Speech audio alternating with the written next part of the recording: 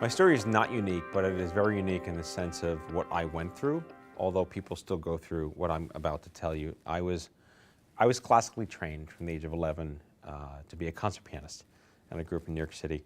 And I went to undergraduate to study film composition and planned to go to graduate school to write for Hollywood. A very aspirational, how many 18-year-olds know what they want to do when they grow up? I was that 18-year-old. And during the summer between my junior and senior year, I started to experience these weird headaches, and I got back to school to kick off senior year, and my left hand wasn't articulating.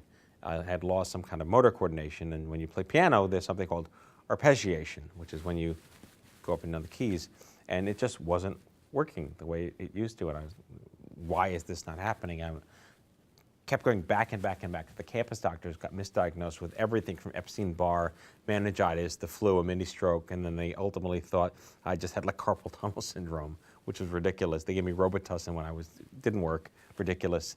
And got home, saw my GP, who said, yeah, there's probably something really wrong with you, but just come back in 2 weeks if it gets worse. Totally disregarding that there was something wrong with me. And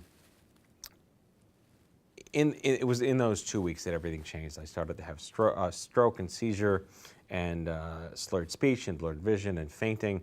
Got back, finally finished this semester, MRI, brain cancer.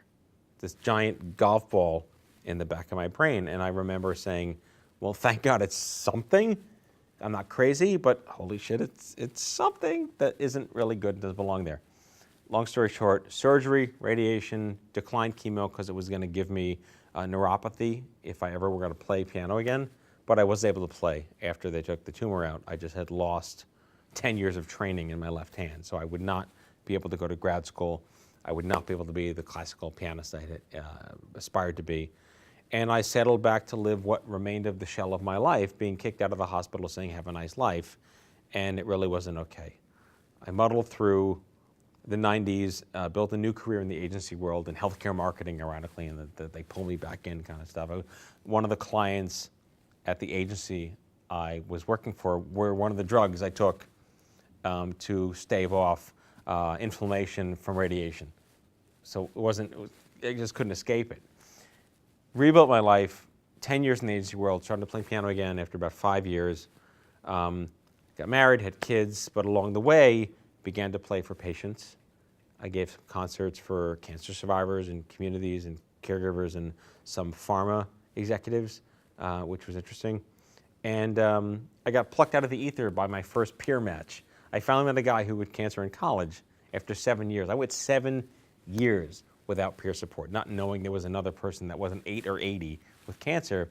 He happened to be a lobbyist for DC for civil liberties on childhood cancer awareness. And he built me into this whole universe, and I got cultivated for 5 or 6 years, and eventually I started Stupid Cancer in 2007 off the heels of a report from the NCI, the National Cancer Institute, and the CDC that Gen Xers at the time, millennials today, have the worst 5-year survival rates of any age group out there. And that is the first time they've actually bucketed an age group versus a disease market, and we're focused on people like me. I was 30 at the time.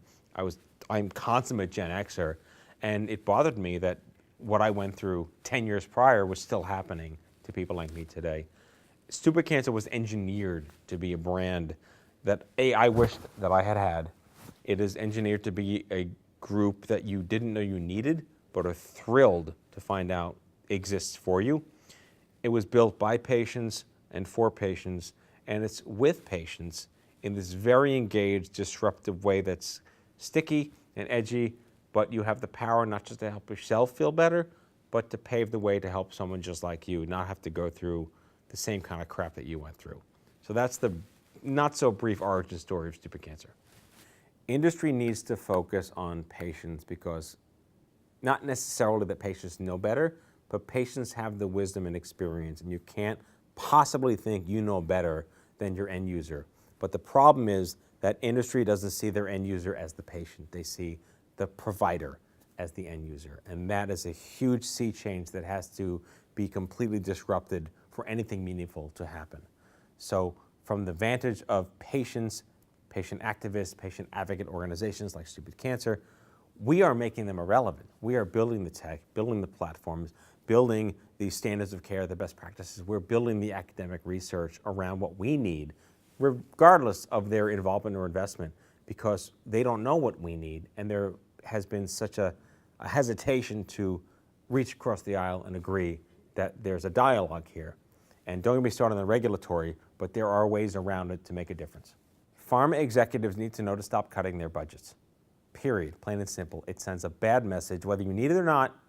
All I hear is we're cutting our budget, we fired this team, we're not going to do this now. And I'm sick and tired of having patient-centricity experts at pharma with a nice business card that only want to data mine my interests without giving me any money. We're a charity. We deserve to be paid. We're partners. And at the end of the day, if you don't see us as value and you just see us as product, then there's no conversation to be had. So to the pharma executives, rethink the way you understand goals and success, because what you're doing now just isn't working.